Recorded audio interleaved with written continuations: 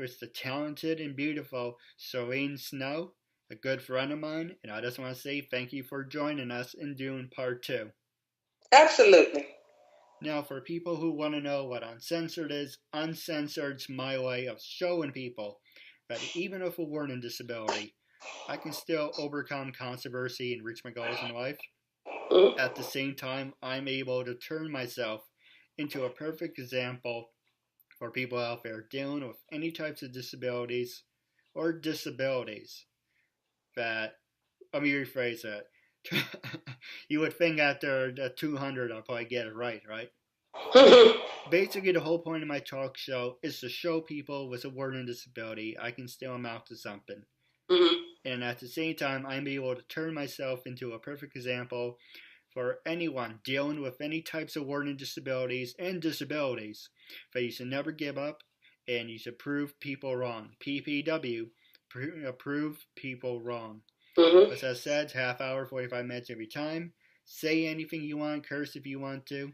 Get up, walk around, do whatever you want.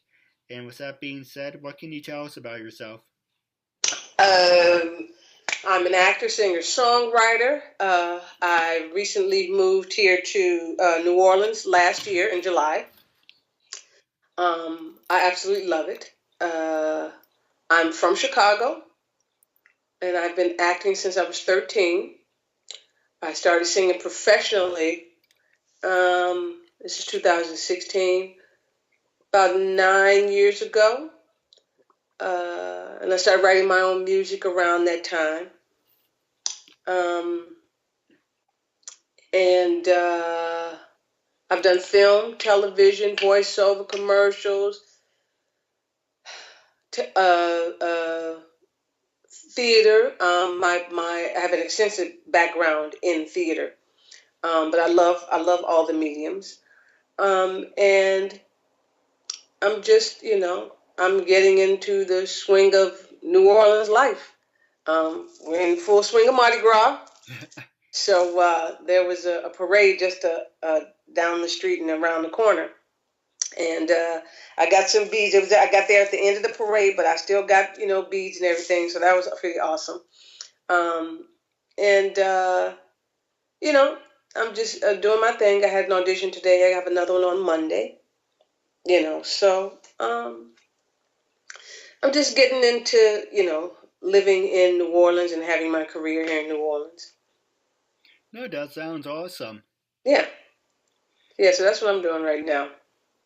And I'll be doing my, I wrote my very first one-woman show last year. Wait. Right, correct. Last year. And I performed it, I'm sorry, in October. And I performed it last year. I mean, in this 2016. I performed it in October of 2014. Right. And it was a culmination of a 20-year dream. So I did that. I wrote it. I directed it. I sang my own music. I had a percussionist, and so I wrote all the songs, arranged them, and everything. And so I did that. And so in Chicago. Right. And then in May, I'm gonna go back to Chicago. Of my former creative writing teacher from high school produced it. And so he asked me to come back to Chicago. He does a jazz series in Maywood, Illinois, which is a suburb of Chicago. And so I'm going to go back in May and do my show again. And I'll probably do some, tweaks and enhancements and maybe take something out and add something, different to it. So I'm going to do that in May 14th. So that's coming up. And that's it so far. That's it so far. I do a music series on YouTube called Weekend Melodies. And it's under my name, Songbird Spirit, but it's Songbird Spirit 07. And so you put that in, you go to YouTube and you see all the videos I've done of my original music. Some of them are full songs, some of them are just excerpts of songs. So that's going on. That's it. At the moment, there's plenty, but that's it at the moment. Now, before we get to the high school and college stuff again, Hmm. how have you been? It's been 2 years. Last time we talked, I think you said you were in Chicago, living there. I was. That's where I'm from. I moved there to be closer to my parents, but they didn't need me. And it's too small, which is one of the reasons why I moved in the first place. So I left there in June of 2015 of last year, because I did a show at Goodman Theater, and then after the show closed, I went on vacation for the first time in 9 years, and I went to Las Vegas. My best friend lives there, so I was there for 3 weeks, and then I went to New York for about a week, and then I moved here to New Orleans. So I've been here, getting acclimated to New Orleans and to New Orleans life, and you know, so it's good. I love it. I love the weather. I love the quality of life. I love how people celebrate. People are so full. They want to celebrate everything. Right. And I just love that. And they're so loyal to like the Saints, their football team. They're so loyal to them. It's amazing. I mean, they're people who have, well, this is Mardi Gras. They're people who have their houses painted Mardi Gras colors, purple, yellow, and green. So that's pretty interesting. Well, So that's where I am right now. well, you have four colors you wear. Yeah. Uh, yeah, pink, purple, green, gold, and my shirt is red. That has nothing to do with Mardi Gras. That's just my shirt. But yeah, but you get what the beads that they throw out to you. When the parade is passing by, they all get like beads or some other kind of trinket or something. And then during the parade, they'll just like throw it out to people. And so the little boy gave me two things of beads, um, and I got a little teddy bear that's over there, but it's and a yo-yo. I got a yo-yo, and so that's it. No, that's really cool. And now, for people want to know, you mean actual beads, not bees. No, beads. Yeah, I got beads. No, I'm kidding. This was funny to make you laugh. I was gonna Yeah, I say got you're beads. throwing bees at you. It's kind of Yeah, what kind of I have shit's beads. Yeah, that? yeah, beads. Yeah. But it's great to see you after 2 years. How was your New Year's? How was your Christmas? A couple minutes and I pass the show over to you. But what have you Um, been doing? Like you said, you moved from Chicago. mhm. You're in the middle of Mardi Gras. I'm in the You're middle of Mardi Gras for Christmas. I have an aunt and uncle that live here, so I was with them for Thanksgiving. I house hopped for Thanksgiving. I went to two places. I went to my aunt and uncle's, and then I went to a friend of a friend. And then for Christmas, I went to my aunt and uncle's, and then I worked on New Year's Eve. I did catering for a private party, which was really really nice. A couple who live in Mississippi but have a home here as well, and so they had a New Year's Eve party. So it was great. They were just the sweetest people, and I had the best time. I was so tired. I got home about 2 a.m. But it was great. So that was New Year's Eve. Excuse me, into New Year's Day. And yeah, and that was it. So I'm gonna get into, and I'm a SAG member, so I had to vote for the SAG Awards. Yeah, I heard that was coming up this Saturday. Yeah, yeah. So I had to vote. So I voted just before I called you. I mean, just before you called me. I got my votes in, uh, and then I have an audition on Monday. Oh God. Um, and then I have to start working on my show again. Have to figure out what I want to do. If what I want to take out, what I want to just add on. You know, and work on music, what songs I want to put in there, and. Well, it's a possibility. I would love to work with you. Oh, thank you so much. Thank you so much. Where do you live, by the way? Oh, New York. Still Oh, in New you're in York. New York. Are you in the city? No, I'm near West Point. Oh, okay. I don't know where it is. It's 2 hours north from the city. Oh, okay. Okay, yeah, you're a little ways away then. Yeah. So, yeah. Do you still do the acting? Oh, yeah. I had the audition that I had today was acting. For what show? Like, It was for Tyler Perry is doing the Passion of Christ as a live performance, like the Wiz and everything. And he's doing it here in New Orleans. And so I went to audition. They have auditions for the live part and auditions for pre-taped. And so I went and auditioned for a pre-taped role. That he's doing that Palm Sunday. It's going to air Palm Sunday. So I went for that audition. Then the audition on Monday is for. I can't tell you because it's on my iPad and I'm talking to you on my iPad. Actually, could you move the camera down? All we see is the top of your head. Okay. All right. No reason to hide. Okay. There you go. Perfect. I don't know what the second one was for because I looked at it right before you called me.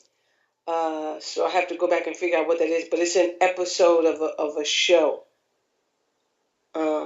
Is it like one of the hit shows, brand new? No. This is a show I've never heard of. This is a show I've never heard of. Let's see.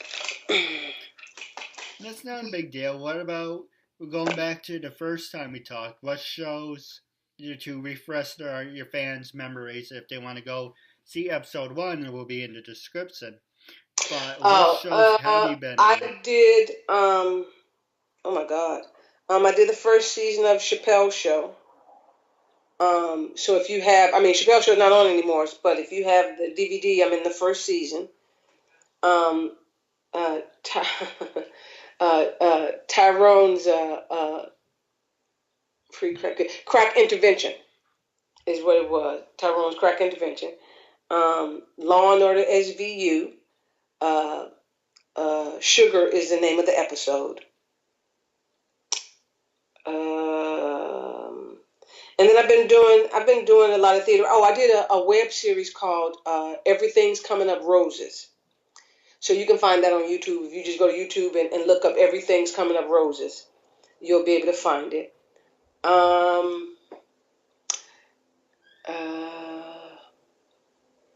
My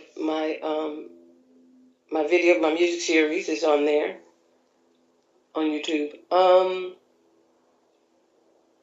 And I've been doing theater. I did a show in Boise, Idaho called Fata Morgana, which translates to mirage. Like when the heat rises up off the concrete. Right. Yeah, that's a Fata Morgana. So I did that. This 2016. I did that a year ago, and then I did the Little Foxes at Goodman Theater in Chicago.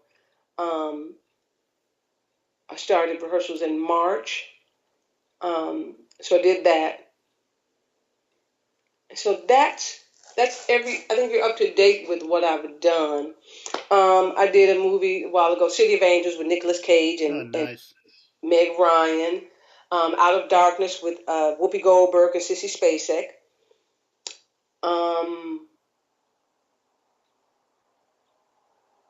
Those are Sissy Spacek. My first film was Cooley High. I did that when I was a kid. I was 13. Yeah. So you can go to my IMDb page. And see, the stuff I've done in terms of film. My resume is on there as well, so you see the theater and things I've done. Yeah, that's really amazing. Yeah. Now, before I pass this show over to you, I want to ask you, how did you create your fan base, and does that dictate if you get the part or not, and does that really matter to you? Like, does it have a big influence on what you do? No, fan base has nothing to do with me in terms of acting. I have an agent in New York, and I now have an agent that represents me in the Southeast. And so fans have nothing to do with that. My fan base came from, people who know me, who've come to see my shows, who watch me on television, who go and see a movie, and Facebook, Twitter. I also teach acting, and so every summer I go. I teach with U.S. Performing Arts. So every summer for a week I go and I teach. We partner with universities. So I go and teach, and so I always have students who follow me.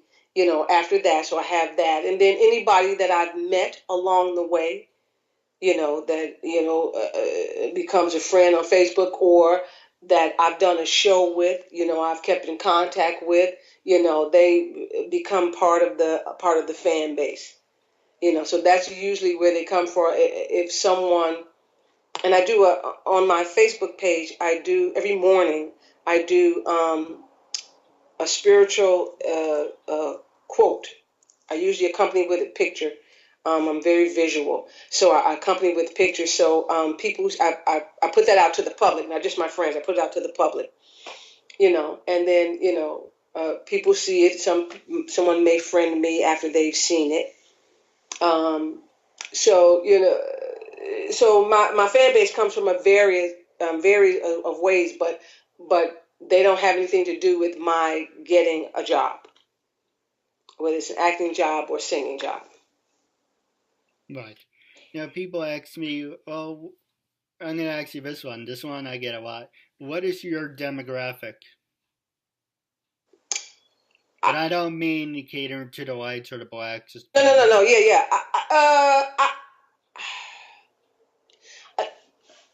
That's a good question. I mean, my demographic is across the board because, I teach, so I got my students, I got my, 12 to 18, 19-year-olds, classmates from high school, so I got them my age, family members, so they're older than I am, people that I've worked with who can be as young as it's been as young as 10 years old, all the way up to being, older than I am in their 60s. So my fan base, my ratio, it kind of goes across the board. I don't know if I could tell you, what I have more of, like if I have more, 20 to 30-year-olds or, 40 to 50-year-olds. I have no idea. That's a good question. I have to investigate that. I never thought of that. The reason I get asked that a lot. That's one reason I like to know where you stand on it. People ask me, well, what's your demographic? Well, I cater to the whites, the blacks, the Spanish, the Asians. And Mm-hmm. I can tell you a funny story. When I first started, I got a lot of white people. I got a lot of black people and a lot of Spanish people, but I couldn't get any Asian people on the show. And Okay. I was like, why? What am I doing wrong? It was only a year later when I got more. I was like, okay, I got, whites, blacks, Spanish, Asians, Chinese, Japanese, Mm-hmm. Russian, people from Ooh, Paris. Russian. I got everyone and everyone. Nice. And, and I was like, oh, yeah. Okay, there you go. I'm sorry. Sorry. No problem. And then it's like, okay, what else can I do? Well, I like gothic girls. And first off, I'm not a racist. When people ask me demographics, Mm-hmm. that's what I think. I think, oh, you're talking about race. So if I came off like an asshole, I apologize. No. I thought age when you said demographics. I thought 18 to 49-year-olds, 20s to 30. That's what I thought in terms of demographics. I didn't think about race at all. Well, demographics can go either way. Yes, it can. It can. But yeah, but no, I didn't think about, when you said that, I didn't think about race at all. I just thought about age range. All right. And that's another one. You talk about age range. I do 21 and up, so I got a lot of 30-year-olds. I got people in their late 20s, 30s, 40s, Nice. 60s. I do not interview under 21. Okay. 20s pushing it. 19 and under, because a lot of people are like, why is this? Why is he interviewing a younger and younger and younger? Yeah. Well, is Yeah. he a child molester? What? Nah. So I was like, either you're 21 and up, Yeah. or I don't do it at all. Yeah. So I try to stay away from that. But Good thing. when I first started, I didn't get a lot of people on Twitter. I had 45 people. I had one this year too. I had 145. Now I have over 300 people. Nice. For my YouTube subscribers, it's really hard to know. I think it's over 100 or something. No, nice. Facebook, it's over 100 likes. But if you would like to help me spread the word to get more people interested, I would love that. A lot of people say, well, you're doing this for almost 3 years. You should be in the thousands. And I was like, would you like to help me with that? No, if you can't do it yourself, and it's not meant to be. And it's like, well, you did over 291 interviews, yes. How many views do you get? I don't know. It depends on the person. A lot of professional wrestlers got over 100. Wow. Going to 200. Mm-hmm. I interviewed Trisha Mangarant and her husband, Mm-hmm. and she got over 700 Yeah. people liking her and watched it. But getting people to comment on my stuff, to getting their feedback, I don't know why no one's, maybe once or twice, there might be a comment or so, Mm-hmm. but it's really hard for me to get people to be like, hey, comment on my stuff, like me on my Facebook. Now going back to you, Yeah. how did it start for people to comment you, follow you, and does that really matter, or does it just keep pushing it out and eventually it's got to fall into place? On I have the most people on Facebook. And they come from different places. People I've worked with, classmates, um, people that I've known, for decades, uh, people I've taught, um, people who look at my page and want to friend me, uh, people that I admired, whether it's a singer, an actor, writer, all of the above, so so I have the most on Facebook. Um, Twitter, I'm people are starting to come in terms of Twitter. I'm on Instagram as well. Um, and people from Facebook come on Instagram and see me, and then follow me that way on Instagram. I think the least amount of people I know are the people on Twitter. Um, I would love to have more Twitter followers. I would love to have more. Um, I got quite a few on Facebook. Um, I got for my birthday, I got over 300 some odd well wishes. So, I didn't get any. oh, do you put your birth date up there? Actually, that's not true. I only got 5. No, okay. Well, you have a lot of friends on Facebook. I have over 100 people on Oh, okay, Facebook and okay. Twitter. Oh, okay. Um, well, Face- you probably get more each year. Facebook, I only got like 5 or maybe 7 or something. I got 0 people on Twitter. Mm-hmm. I got 0 people on Stage 32. Oh, Stage 32? Yes, I'm on Stage 32, yeah. And LinkedIn, I might have gone like 1 person, but I really didn't get any. Yeah. And let's compare you to me. What are you doing to get people's attentions, and what would you recommend to me to get on to your level? I think that what happened is that I've worked with people, and so they find me on Facebook, or I friend them on Facebook. So I got people that I've done shows with, uh, and classmates from high school that you now find on Facebook.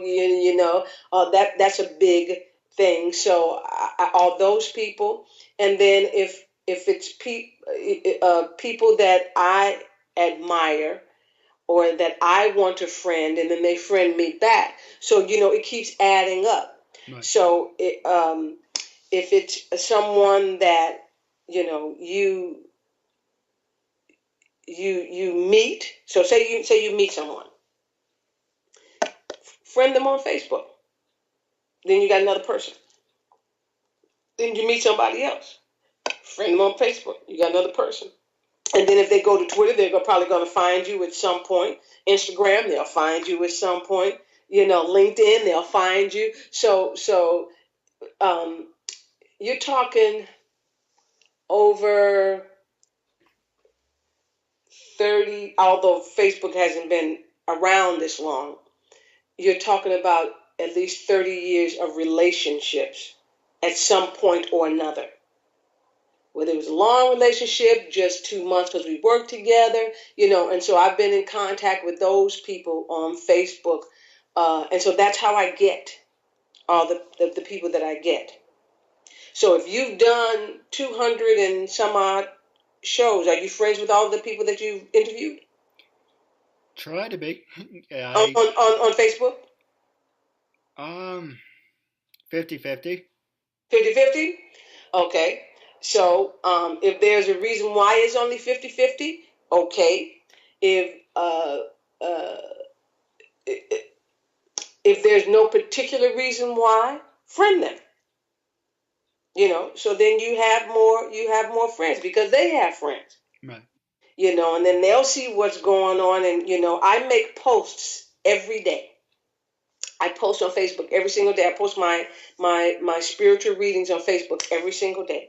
I post it on Twitter every single day. Well, here and there if I'm exhausted or whatever happens, and I don't do it, but I still have all of the other ones that people can go back to and can look at.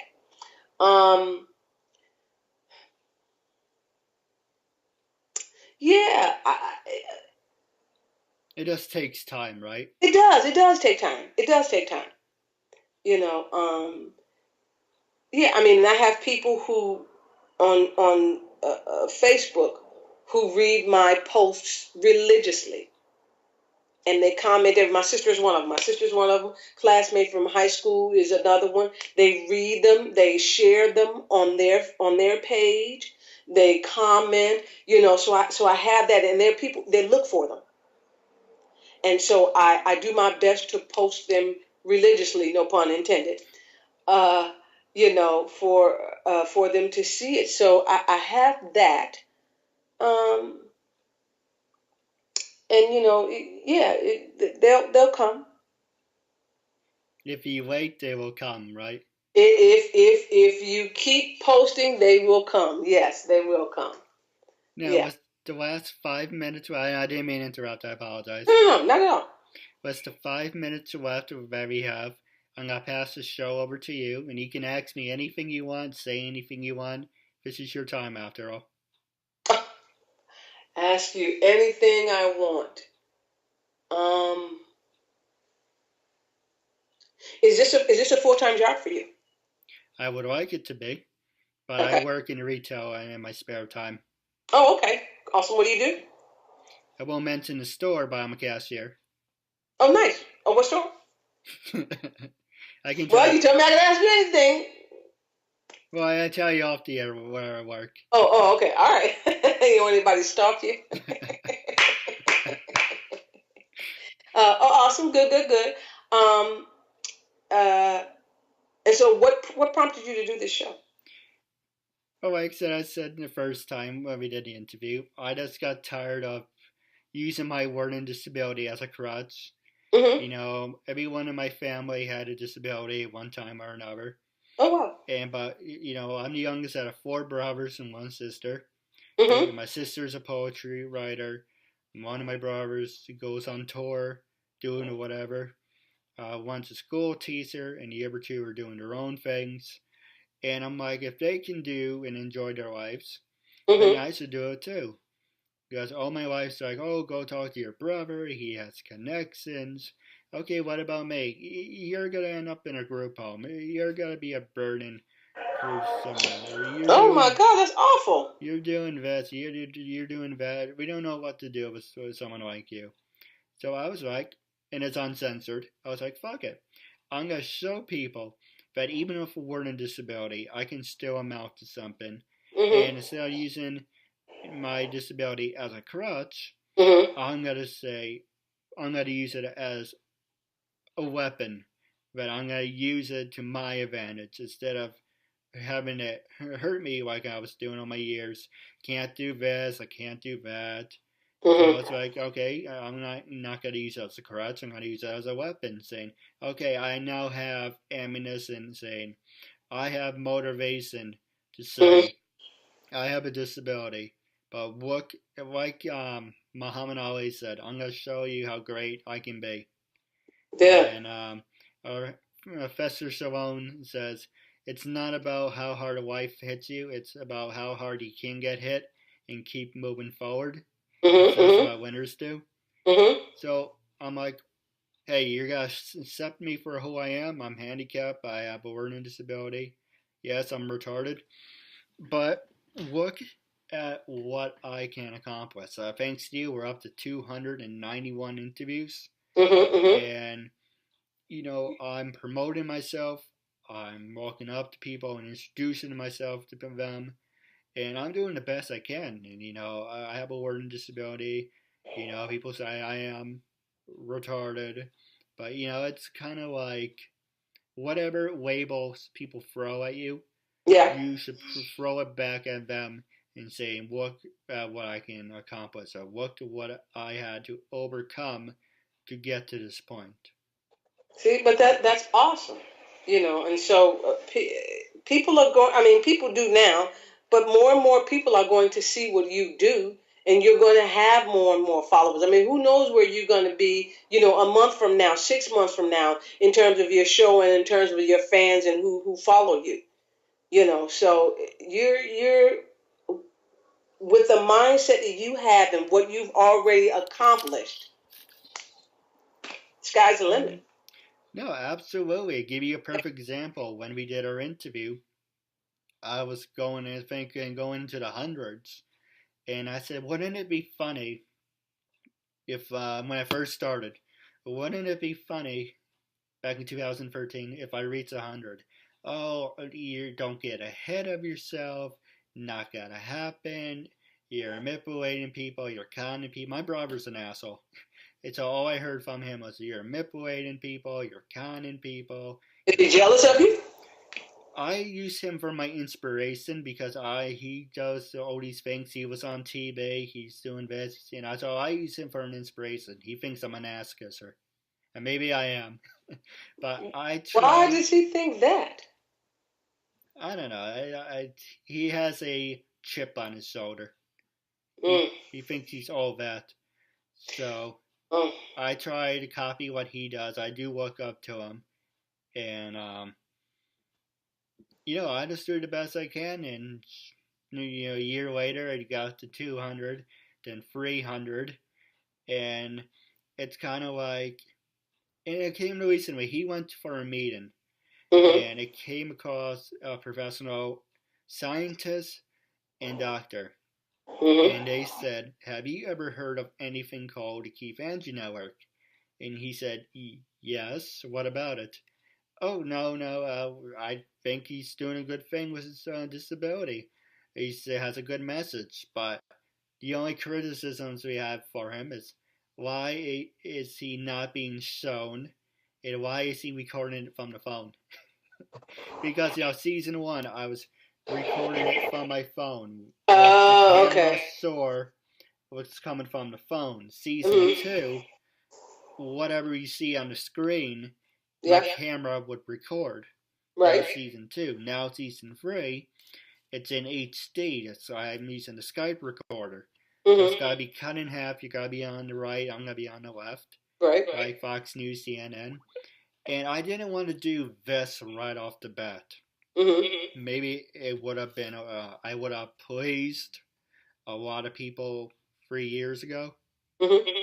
but I wanted to show people there was a transition, that there was a growth, there Mm-hmm. was, change.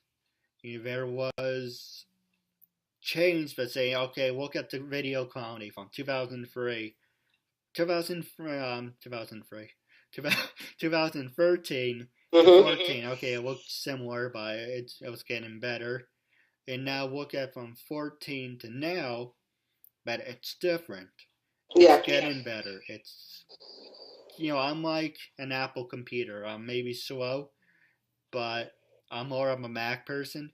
But Mm-hmm. you climbing that ladder. You start slow, but look at what you're able to accomplish. And if you're trying to please people in your life, you're gonna fail. But I'm just saying, look, I'm handicapped. This is what I want to do for the rest of my life until I die.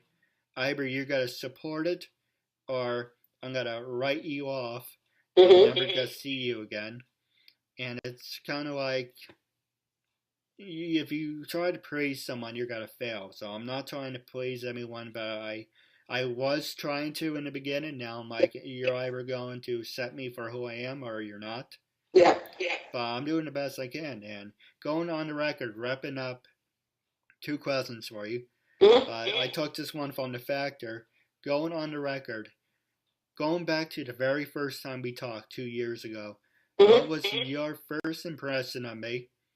How you felt when I first approached you then, and 2 years later, approaching you again, how do you feel? Do you feel the same way as you did then, or do you think I changed over the 2 years? Honest opinion, you can say whatever you want. I mean, when you first approached me and told me what you were doing and why you were doing what you were doing, I was very impressed. Um, because oftentimes you don't get people who are willing to follow their own heart and do what they want to do. I'm feedback. I hear feedback coming from myself. Um, to do what they want to do, and so I think that that's so courageous and so brave. Um, and from then to now, you're still doing it, and you're better at it. And I just think that I think it's a beautiful thing that you're doing. No, absolutely. Now, wrapping up, how can people follow you? Are you on LinkedIn, Stage 32, Twitter, Instagram, or whatever? Yes, yes, yes, and yes. I'm on Facebook. I'm on Twitter. I'm on Instagram. On LinkedIn. I'm on Stage 32. You my YouTube channel.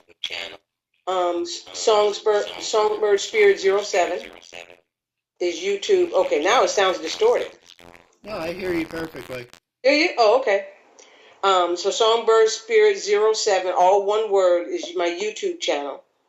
My name on Facebook, Twitter, on Instagram, SnowBaby007. On Stage 32, my name. On LinkedIn, my name. Now, wrapping up the interview segment, I just want to say thank you for being a guest on my talk show, and I'm looking forward to doing the interview in person with you at some point. Absolutely. Absolutely. Thank you.